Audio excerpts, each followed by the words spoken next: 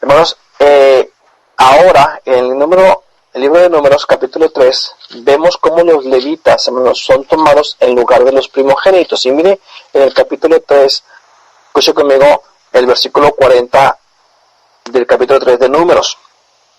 Dice así: Jehová dijo a Moisés: cuenta todos los primogénitos, varones de los hijos de Israel de un mes arriba, y cuéntalos por sus nombres. Y tomarás a los levitas para mí en lugar de todos los primogénitos de los hijos de Israel, y los animales de los levitas en lugar de todos los primogénitos de los animales de los hijos de Israel, yo Jehová. Y contó Moisés como Jehová le mandó todos los primogénitos de los hijos de Israel, y todos los primogénitos varones conforme al número de sus nombres de un mes arriba, y fueron 22,273. Luego habló Jehová a Moisés diciendo: toma a los levitas en lugar de todos los primogénitos de los hijos de Israel, y los animales de los levitas en lugar de sus animales, y los levitas serán míos, yo Jehová, para el rescate de los 263 de los primogénitos de los hijos de Israel que queden a los levitas. Tomarás 5 ciclos por cabeza, conforme al ciclo del santuario los tomarás. El ciclo tiene 20 jeras. Y darás a Aarón y a sus hijos el dinero del rescate de los que exceden. Tomó pues Moisés el dinero del rescate de los que excedían el número de los redimidos por los levitas, y recibió de los primogénitos de los hijos de Israel en dinero 3,365 ciclos, conforme al ciclo del santuario. Y Moisés dio el dinero de los rescates a Aarón y a sus hijos conforme a la palabra de Jehová, según lo que Jehová había mandado a Moisés. Ahora lo que sucede aquí, hermanos, es de que Dios dice: yo no quiero más a los primogénitos, ahora quiero que me consagres a los levitas. Así que cuéntame a todos los primogénitos, y si hay una discrepancia ahí, los vamos a comprar con dinero. Porque quiero que la transacción se haga efectiva, y se va a hacer de esta forma. Y fueron 22,273 los primogénitos que habían contado. Y entonces se agregaron los levitas, y se les dio un dinero, hermanos, para contrarrestar esa discrepancia que había de los números allí. Ahora, ¿qué es lo que sucede? ¿Por qué pasó esto? ¿Por qué pasó que los levitas ahora fueron consagrados y los primogénitos no? Y lo que yo creo, hermanos, que sucedió fue que cuando en Números capítulo 3, Éxodos 32, encontramos una de las tragedias, hermanos, del pueblo de Israel, de las primeras tragedias que hubo, cuando ellos empezaron a adorar el becerro de oro. Recuerdan que Moisés se había ido al monte a orar, se había ido junto con Josué, y entonces allá estaba recibiendo las tablas de piedra. Habían pasado 40 días, y el pueblo se desesperó y le dijeron a Aarón: oye, haznos unos dioses, porque mira, Moisés, el varón que nos sacó de la tierra de Egipto, no sabemos qué le haya acontecido. Y entonces Aarón dice: bueno, pues denme todos los arcillos, denme todo el oro que está en las orejas de vuestras mujeres y de vuestros hijos y de vuestras hijas, y tráemelo. Y entonces él empezó, hermanos, a elaborar un becerro de oro, y entonces empezaron a adorar el becerro de oro. Curioso el caso que Aarón hizo esto, y promulgaron y ofrecieron holocausto, dice la palabra de Dios, y presentaron ofrendas de paz. Se sentó el pueblo con ella a beber y se levantó a regocijarse. Cuando regresa Moisés y ve todo el alboroto y toda esta fiesta, Moisés se molesta tanto, bota las tablas que traía de la ley, se rompen, ¿verdad? Porque dice la palabra de Dios que Moisés vio que el pueblo estaba desenfrenado. Entonces, en el versículo 29 del capítulo 32 de Éxodo, encontramos a Moisés diciendo: hoy os habéis consagrado a Jehová, pues cada uno se ha consagrado en su hijo y en su hermano, para que él dé bendición hoy sobre vosotros. ¿Sabe a quién le dice esto Moisés? Se los dice a los levitas, porque anteriormente, cuando él empieza a confrontar a Aarón y al pueblo, les dice: Moisés, que se puso a la puerta del campamento y dijo: ¿quién está por Jehová? Júntense conmigo. Y dice la palabra de Dios: y se juntaron con él todos los hijos de Leví. Solamente los hijos de Leví, hermanos, fueron los que se juntaron con Moisés. Yo no sé si tenga algo que ver que Moisés era levita también, pero el asunto, la verdad del caso es de que los levitas, hermanos, fueron los únicos que atendieron el llamado que Moisés hizo. Y por eso Moisés viene y le dice, hoy os habéis consagrado a Jehová, pues cada uno se ha consagrado en su hijo y en su hermano para que él dé bendición hoy sobre vosotros. Entonces, esto estoy diciendo, hermanos, para que podamos entender lo que voy a decir en pocos minutos. La consagración de los levitas fue debido al llamado que Moisés hizo y dijo, ¿quién está por Jehová? Júntese conmigo. Todos nosotros, de alguna forma u otra, hemos escuchado el llamado de Dios. Si somos cristianos, Dios nos ha dicho, si tú estás conmigo, ven. Y nosotros hemos escuchado esa voz de Dios y nosotros hemos decidido venir al Señor.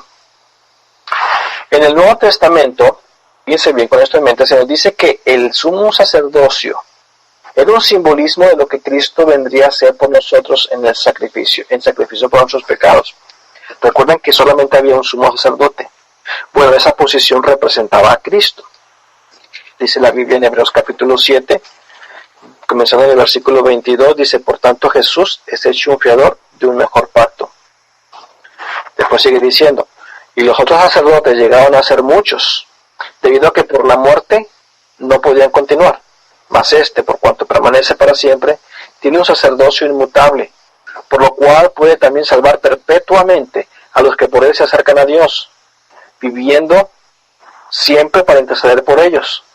Porque tal sumo sacerdote nos convenía, santo, inocente, sin mancha, apartado de los pecadores y hecho más sublime que los cielos, que no tiene necesidad cada día como aquellos sumos sacerdotes de ofrecer primero sacrificios por sus propios pecados y luego por los del pueblo, porque esto lo hizo una vez para siempre, ofreciéndose a sí mismo. Porque la ley constituye sumos sacerdotes a débiles hombres, pero la palabra de juramento posterior a la ley al Hijo hecho perfecto para siempre.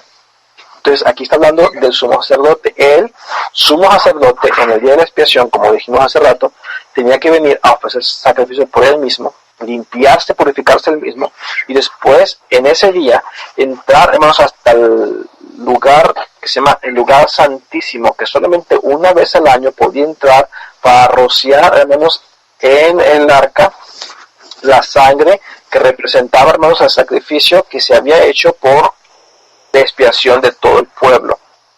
Pero Dios, hermanos, mandó a Jesucristo, el sumo sacerdote, que se ofreció a sí mismo, él ya sin mancha, sin pecado, ofreciendo su propia sangre, y entró hasta el mismo lugar santísimo, ofreciendo su sangre por nosotros. Dice la palabra de Dios aquí en Hebreos capítulo 9, versículo 6, dice así dispuestas estas cosas, en la primera parte del tabernáculo entran los sacerdotes continuamente para cumplir con los oficios del culto.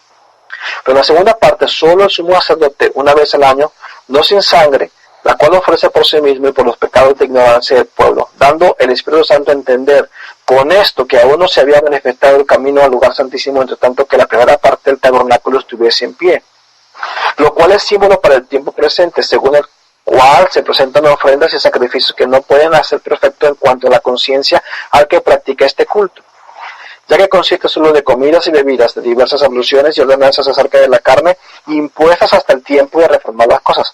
Pero, estando ya presente Cristo, sumo sacerdote de los bienes venideros, por el más amplio y más perfecto tabernáculo no hecho de manos, es decir, no de esta creación, y no por sangre de machos cabríos ni de becerros, sino por su propia sangre, entró una vez para siempre en el lugar santísimo, habiendo obtenido eterna redención. Podemos llegar a leer todo el capítulo 10 que habla acerca de esto. Y porque Cristo, hermanos míos, escúchenme, entró con su propia sangre una vez para siempre en el lugar santísimo, en el mismo cielo, con su propia sangre, obtuvo una eterna redención por nosotros. Y mire, dice el capítulo 10, versículo 19, así que, hermanos, teniendo libertad para entrar en el lugar santísimo por la sangre de Jesucristo, ahora nosotros tenemos libertad para entrar en el lugar santísimo por la sangre de Cristo. Esa libertad no existía antes en el Antiguo Testamento. Porque una persona que había cometido un agravio, una falta, tenía que venir, hermanos, con un arrepentimiento y con una ofrenda a presentársela a un sacerdote. Este sacerdote recibía del atrio del templo el sacrificio, o más bien dicho, el animalito que venía, Se hacía el sacrificio, se derramaba la sangre, se quemaba la carne y la sangre era ofrecida, hermanos, para expiación de pecados, como un símbolo. Pero ya no es necesario hacer esto, porque Cristo, hermanos míos, entró con su propia sangre, la sangre perfecta y limpia, sin ninguna impureza, en el mismo cielo, y abrió ese velo que había, hermanos, dividiendo el lugar santo del lugar santísimo desde arriba hacia abajo, su muerte. Ahora, hermanos, tenemos esa libertad para llegar hasta el mismo cielo, hasta el mismo Dios. Es un simbolismo. Cristo ha dejado que este camino sea abierto, lugar santísimo y accesible a todos. Aquí mismo en Hebreos hay un versículo que a mí me gusta mucho que dice, versículo 16 de capítulo 14. Acerquémonos pues, y después dice, confiadamente al trono de la gracia, para alcanzar misericordia y hallar gracia para el oportuno socorro. Acerquémonos pues, dice confiadamente, con confianza, al trono de la gracia para alcanzar misericordia y hallar gracia para el oportuno socorro. Entonces ya tenemos, hermanos, el lugar santísimo abierto por lo que el sumo sacerdote hizo, me refiero a Cristo. Cuando hemos llegado nosotros a ser salvos, fíjense bien, Dios nos ha escogido, hermanos, y nos ha puesto a cada uno de nosotros en una posición especial. Somos hijos de Dios. Somos hijos de Dios. Dice la palabra de Dios en 1 de Pedro, capítulo 2, de esta forma, en el versículo 9. Dice, mas vosotros sois linaje escogido, real sacerdocio, nación santa, pueblo adquirido por Dios, para que anunciéis las virtudes de aquel que os llamó de las tinieblas a su luz admirable. Vosotros tiempo que no eras pueblo, pero que ahora sois pueblo de Dios, que en otro tiempo no habéis alcanzado misericordia, pero que ahora habéis alcanzado misericordia. Hermanos, aquí lo que está diciendo que cuando una persona, fíjate bien, escucha esa voz y dice, el que esté por Jehová, júntase conmigo, y nosotros venimos después de haber escuchado esa voz y creído en el Evangelio, y hemos de decir, Señor, yo quiero acercarme a ti, yo quiero venir hacia ti, yo quiero recibir esa misericordia y ese perdón.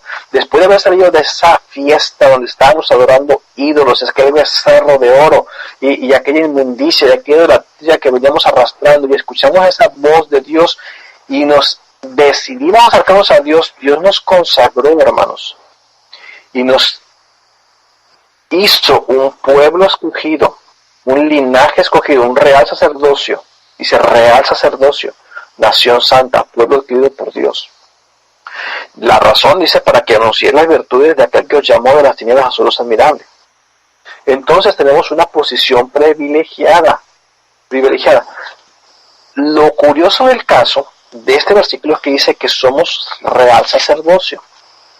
Allá en Apocalipsis, capítulo 1, versículo 6, dice así, y nos hizo reyes y sacerdotes para Dios, a su Padre, a Él sea la gloria e imperio por los siglos de los siglos. Amén.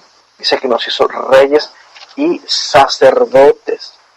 Capítulo 5, versículo 10 de Apocalipsis dice así, y nos ha hecho para nuestro Dios reyes y sacerdotes, y reinaremos sobre la tierra.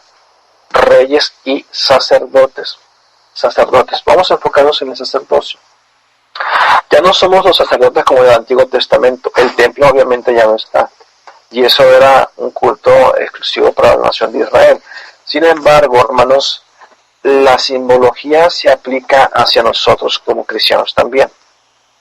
Fíjense bien, esta posición de privilegio, hermanos, que dice que somos un linaje escogido, es decir, que Dios, así como escogió a los levitas, Dios también nos escogió a nosotros. Dice que los lugares donde solamente los sacerdotes tenían acceso, nosotros tenemos acceso, que es la misma presencia de Dios. Él nos está invitando a venir a su presencia. Pero ¿cuál es el propósito de todo esto? Para que anunciemos las virtudes de aquel que nos amó. En síntesis, lo que estoy diciendo, no sé, que como creyentes, estamos supuestos a presentar